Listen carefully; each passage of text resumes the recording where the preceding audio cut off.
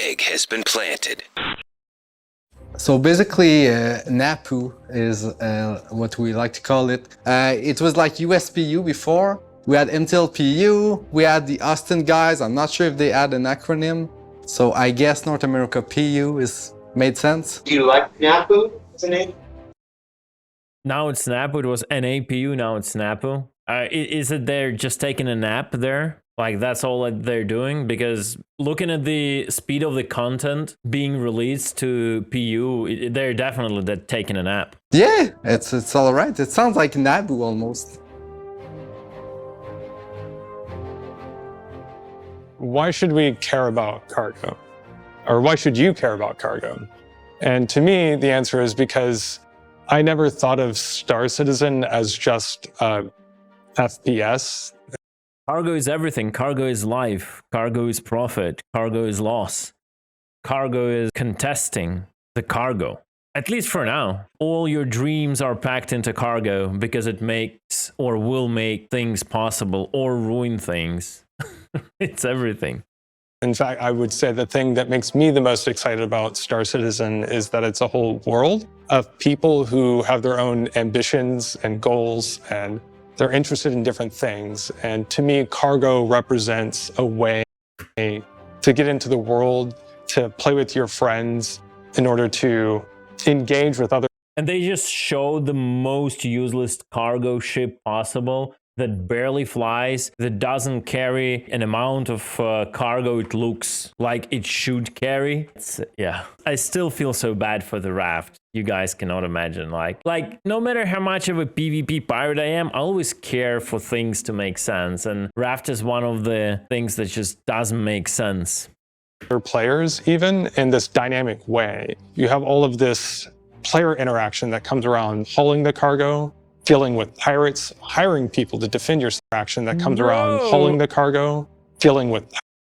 Why they represent cargo hauler as a refueler, starfarer, and why the pirate is in a dropship that is not a dropship and that is bad for everything in the game. And why the hammerhead that is trying to shoot the quote-unquote pirate is looking upwards in the sky and just shooting the freaking... I literally forgot what its name is. True, it's Prowler. Pirates hiring people to defend yourself from pirates. And it generates this whole kind of economy and simulation of player interactivity. And yeah, and the fake commodity trading and like the trading charts, like I'm looking at whatever, Apple stocks or crypto stocks, Binance, that been there for like years and years, that just like animated memes that make no sense. Oh, man. I think this kind of thing is at the root of what makes Star Citizen special. Today in the game, we've had all of this, what I call... They're talking about making Star Citizen special, and the main thing in cargo trading, if you remove like any danger, if you remove pirates, it's just a super repeatable way to make your wallet grow. Okay, I don't want to like shit talk the traders, right? The initial part of like understanding every patch, like what is good, it requires effort, right? But like it's just, you know, land, buy, land, sell. Like the piracy is what kind of makes it a bit exciting. And it's funny how they talk about it, and yet like they disregard any, I would say, majority of the requests that pirate community does like for years. Instantaneous cargo. When you're in the real physical world, things don't just appear and disappear in your car, right? A person going to Costco, they don't just click on a few things in the kiosk and it magically appear at the back trunk of their car. It depends how much money you have. You can make it feel like that, right? So if you have enough money, the items will magically appear at the back of your car, right? It's just, there will be some labor, but you will, you will never know it's there if you have enough money. That kind of magic way of opening inventory is gonna disappear, and it's gonna become that warehouse inventory. With these new changes with the freight platform and the cargo grid and inventory container boxes and needing to move things manually with the tractor beam, it is going to add a certain amount of friction into that whole experience. The benefit of of manual loading is really that you get to choose how you organize your cargo and how you get to load it on your ship. You know, you've got one guy that's loading the bigger boxes with the vehicles. You have your other friend that's loading in, you know, your ship weapons. Another maybe is loading up commodities for a long haul. And you can organize that, snap everything to the cargo grid, tractor beam it onto your ship, and head out with your friends for an adventure across the verse. Across the bunkers, across the bunkers. Let's be real. But sarcasm aside, that looks decent. That basically covers a lot of issues that we have right now, like some popular issues that we complain about, like no ability to restock ballistas, let's say, right? Now they need to sell us vehicles that are like small cargo grids, logistics vehicles, which make sense. Actually, no matter how funny it sounds, it makes sense to have a logi truck for your ballista, basically a certain amount of SCUs of a cargo grid where you could stock up like quite a lot of like those size 7s.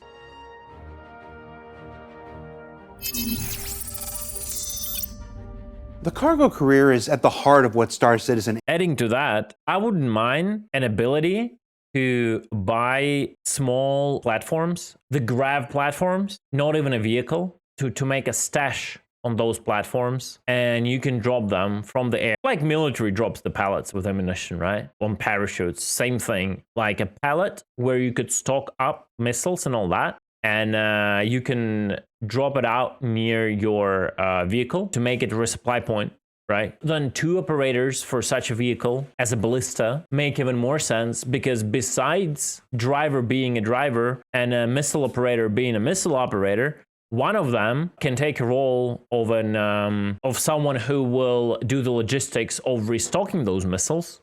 Just an example, right? While other one just checks the radar, right? So there is no surprise incoming. It's going to be interesting and actually immersive, engaging gameplay. Aims to achieve. Not just a universe of exploration and conflict, but one of commerce and opportunity as well. And last week we shared the first part of its next iteration with a discussion of freight elevators, instanced and persistent hangars, varied cargo boxes, and a new cargo grid that'll expand the possibilities of your ships in new and exciting ways. So here in part 2, we're going to dive a little deeper into the systems underpinning it all, starting with how we intend inventory to evolve next. Okay, let's take a look. And speaking of inventory changes, this leads us to what I think is one of the other very big transformations that's happening with these new sets of features. So instead of having something like a magical bag of holding, you actually have a place where you can go to put your items, to store them, and you know that it's safe while you go out and do future travels. One thing that we want to do is really kind of physicalize inventory in terms of you need to be at a specific location to use that inventory and management.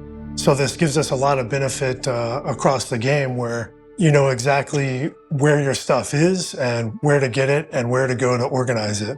Now they need to elaborate a bit, because for now this sounds a bit of a like just words for the sake of words. Now you'll be accessing that inventory via the freight platform and the hangars. You'll be using the freight platform to put it down. If you want to take something out, you use the freight platform to take it out.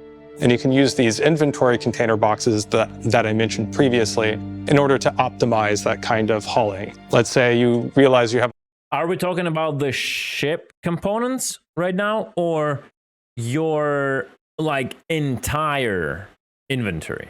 A lot of guns that you want to take with you. Okay, guns. Well, in the kiosk inventory management screen, you can move those items into a single box to aggregate them together so that you just use one pass with the tractor beam in order to move it all onto your ship. It also means that you'll have the ability to haul larger things in the game more efficiently by taking them and putting them into these larger boxes, such as ship items that maybe you purchased or stole. If you want to do some kind of I wonder if it is not like an overcomplication of things. Like CAG loves to overcomplicate, and my only worry is how tedious it can get. I think it's basically the same thing I was saying last time.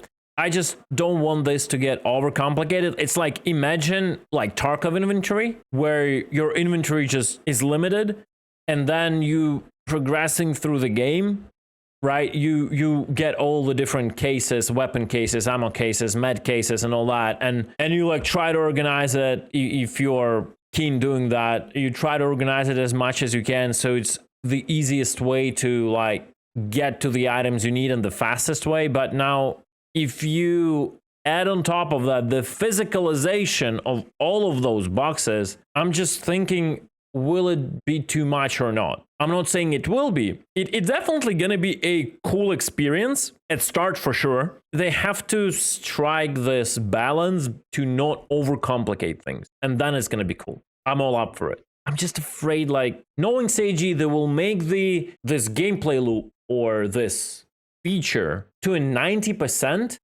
complete, and then there will be 10% of which will be probably connected to like user interface problems or things that are not thought through by UI team, whatever. And then that 10% is going to ruin like the entire 90% that was built, right, on the back end or whatever.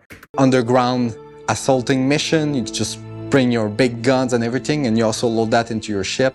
So everything is going to be really physicalized, and no more kind of magic stuff popping here and there. In addition, I don't know how many missions they played, or what they assume or think the missions are going to be in future. You usually don't need a crate full of guns. You can do any mission with what you have on your belt from whatever drops from the NPCs. You can literally finish, like, you can probably finish 10 of those without needing anything. Well, besides healing, right? But that's like the other thing. To the freight platform access, we want to give players the ability to access smaller items without having to go to a hangar. And for this, we're going to add some kind of what I call an item bank. And this is just like a secure box kind of access point in the landing zone, so that you don't have to go to a hangar, and it'll look very similar to the other personal inventory interactions. And you can move smaller items around there, such as handguns or meta pins. But again, tying it to a physical location in the game and getting rid of this kind of magic. We're taking that and also applying it to the inventory in the vehicles. Right now in the game, you can hit I while you're inside of a vehicle, and you'll see a similar kind of invisible magical inventory for the vehicle. We're going to be getting rid of that and instead replacing it with a combination of access points like glove compartments in the ship. You're basically getting the same magical inventory. Obviously, all the items will not be physicalized. You should be probably out of your mind to think they ever will in the next like 20 years until like we have like a whole next leap in technology in gaming and all that, and virtual environments. It's going to be the same magical inventories, but they would be like only accessible with a certain access points, like we already have in game, right? Like we have basically what is on the screen right now, the access point on a Scorpius, or wide fridges of the Cuddies, right? Or any other, in a lot of newer ships, we have those access points. Even in the older ships, they retrofitted them already in. And that makes sense. It removes a lot of like this magical inventory thing that is overall not very well done. Like 2 people cannot access it. That makes it already annoying, right? So yeah, that's good. And then everything else that doesn't fit into those lockers or whatever that might be in a ship, if your ship is big enough and you have cargo grid, you put them in the boxes that are attached to the containers, or just attach those items straight to the grids, like they showed in a previous episode, right? As well as those inventory container boxes, so that you'll still be able to haul personal items and larger vehicle parts between locations in the game. But you'll have to do it in a way that's physically tied to actual entities that are attached to the cargo grid, as well as exposing it in a way for people to be able to reclaim them from a wreckage, or maybe even pirate.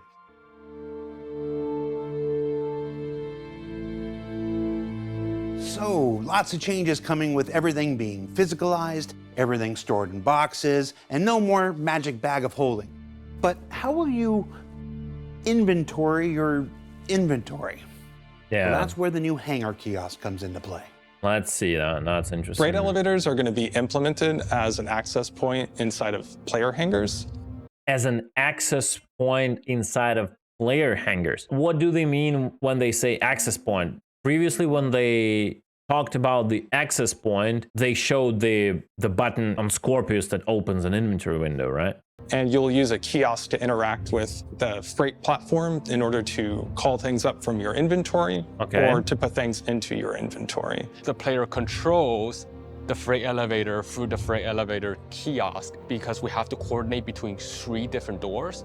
The kiosk is what determines when the door should open, when the door should close, when the cargo get loaded and all that stuff. So that is the... Yeah, we're a little bit getting into this level of overcomplication. I am always afraid when I think about CAG coming up with the new mechanics. Like, the mechanics we want to get complicated are never getting complicated, but they will overcomplicate the inventory management.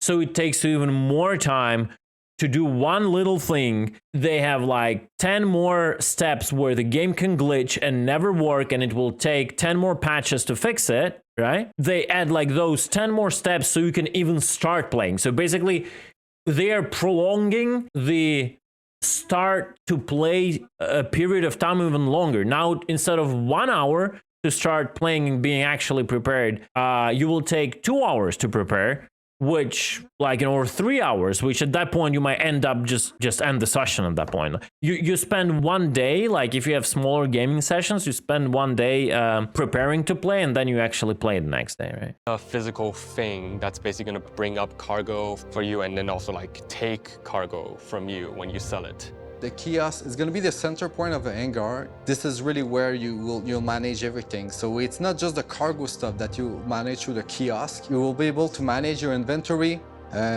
basically bringing up the stuff, sending it back. It's also going to be those small... For now, I feel this is overcomplication. It's not enough for you to just get lost in your inventory over and over again and be annoyed trying to get something and manage it, because there is no real proper management for that UI.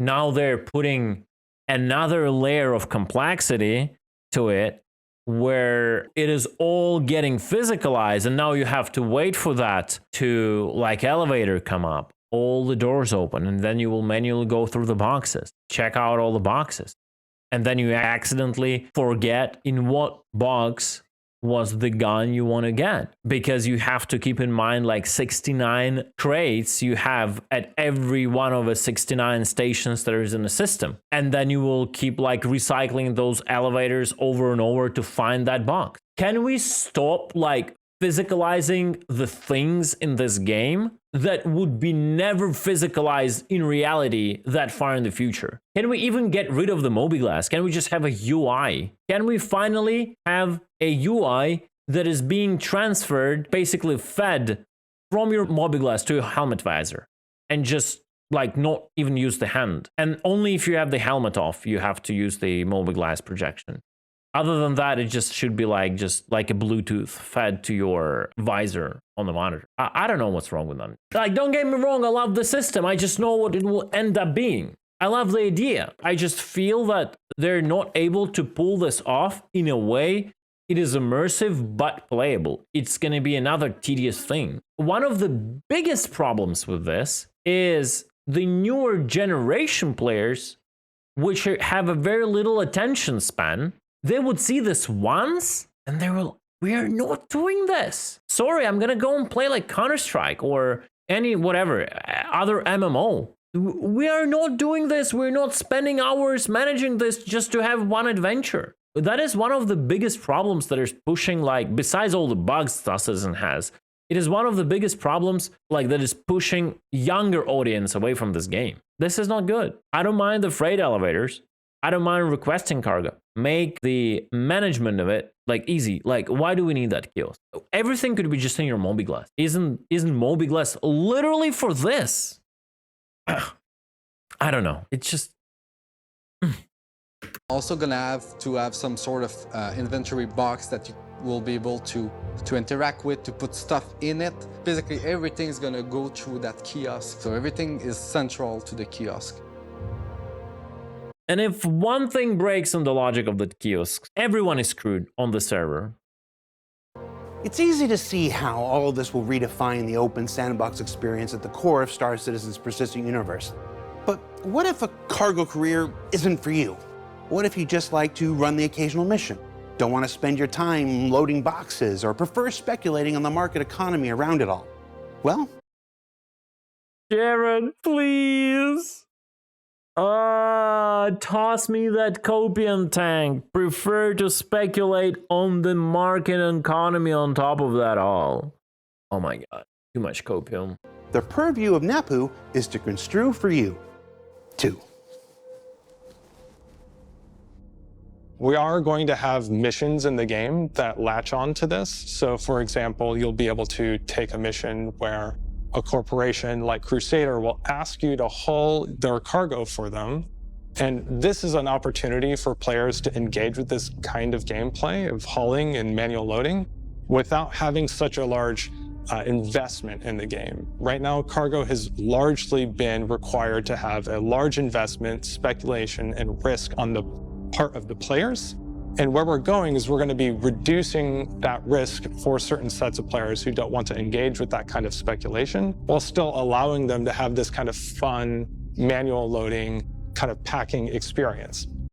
I want to be able to create missions, less experienced players, and pay them money so they just sort my cargo. That's it. Because I know I'm bad at that, but I will give and pay money so they infinitely sort like all the trash I drop and bring. They will just be busy sorting them in the proper boxes and under the gunpoint, of course, so they don't steal anything. That I will be the main player character mission giver in the inventory gameplay.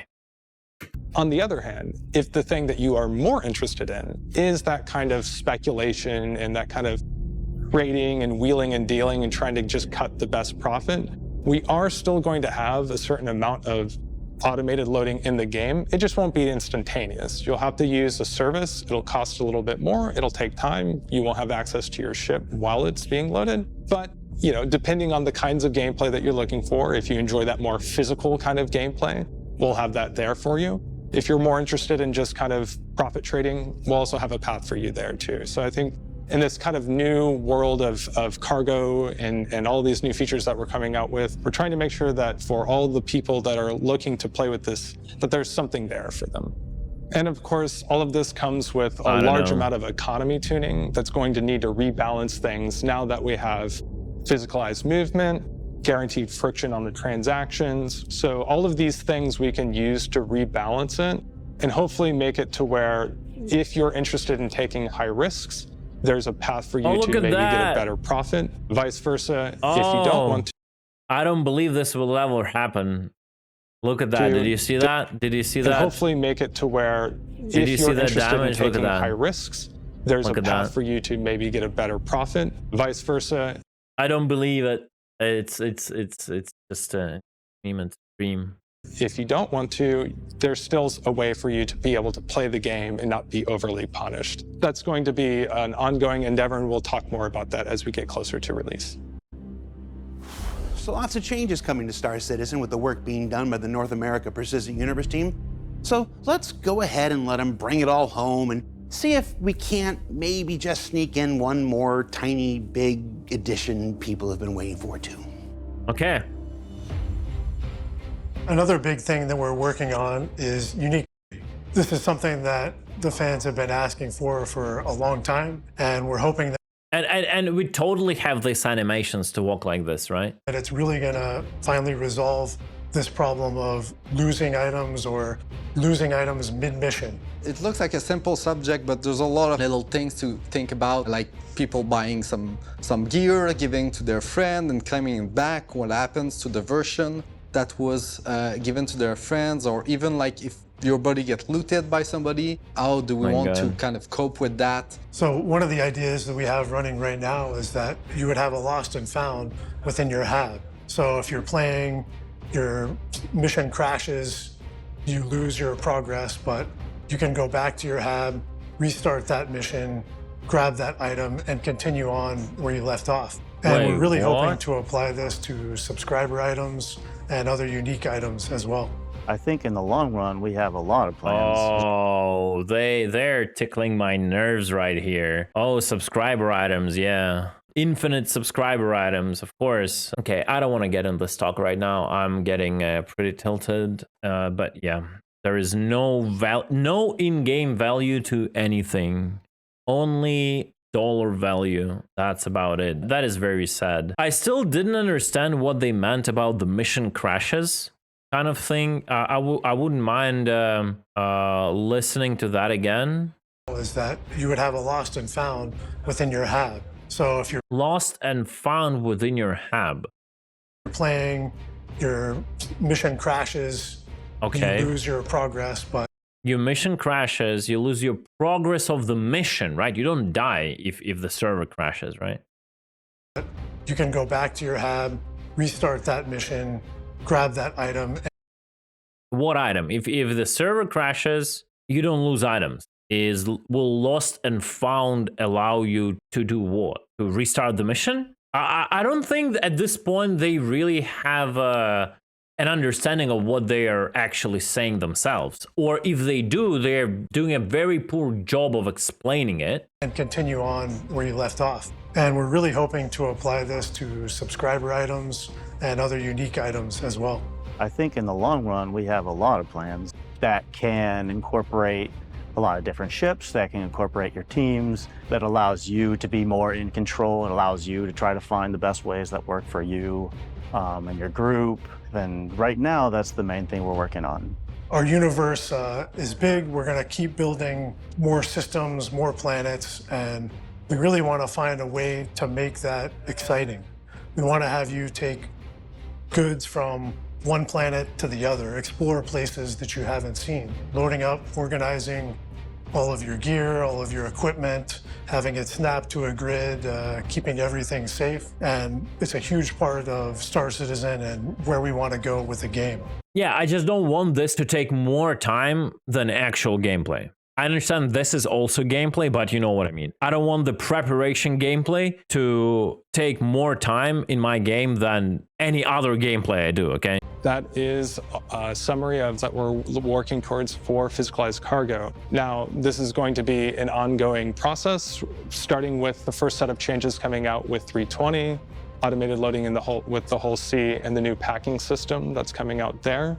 But we'll continue this work of adding these things like freight elevators, hangar instancing, persistent hangars, inventory containers, all of that, and continuing into subsequent releases. So I hope you enjoyed hearing about it, and I think I'll be back a few more times to get into more details about those things. I look forward to the same phrase of subsequent releases I've heard when they talked about scanning, by the way, with all the filters for scanning, better distances, more logic. That's what they said also, subsequent releases. No subsequent releases of that happened for like, what, 2 years? seeing what they're developing in the future and then also showing it off to the community and team. So what did we learn in the last 2 weeks? Whew. Well, we learned that freight elevators will allow us to fulfill the dream of fully physicalized cargo. The instance hangars will give us the time to load and unload our ships without creating too many traffic. Well, what do you mean they will give us the time? They will take our time to do that. That's the wrong way to phrase it. No, they will even take more of our time to do it instead of actually doing something in game. Traffic jams. That persistent hangars will be the first real estate players can decorate and call their very own. That cargo boxes are expanding to hold all kinds of stuff from personal inventory to ship weapons to even some small vehicles themselves. That this all means a new way of storing and moving your inventory all around the galaxy. Utilizing the new Hangar Kiosk will certainly help. That everything from missions to economy will expand and rebalance to accommodate for this. That there's still going to be some automated options for those willing to spend the time or the money. And that there's finally a light at the end of the tunnel for lost items in the works. Well, you could say it's a pretty good haul overall. I'm not usually the pun guy. Now don't forget that Alpha 320 is out there for everyone to play and that CitizenCon is just 4 weeks away. For Inside Star Citizen, I'm Jared Huckabee. Thanks for letting us share the process of game development with you, and we'll see you all here next week. And breathe. All right, guys, that wasn't bad. I just have my fears. It's like they've did so many wrongs in that regard that I just have this fear of this being genuinely a good idea, but that last 10% of implementing it and bringing it to the player and how the player interacts with that system will nullify the 90% that goes like underneath that, right? That's my biggest fear, because that's CAG's weakest point. I think that is all I have to say about it.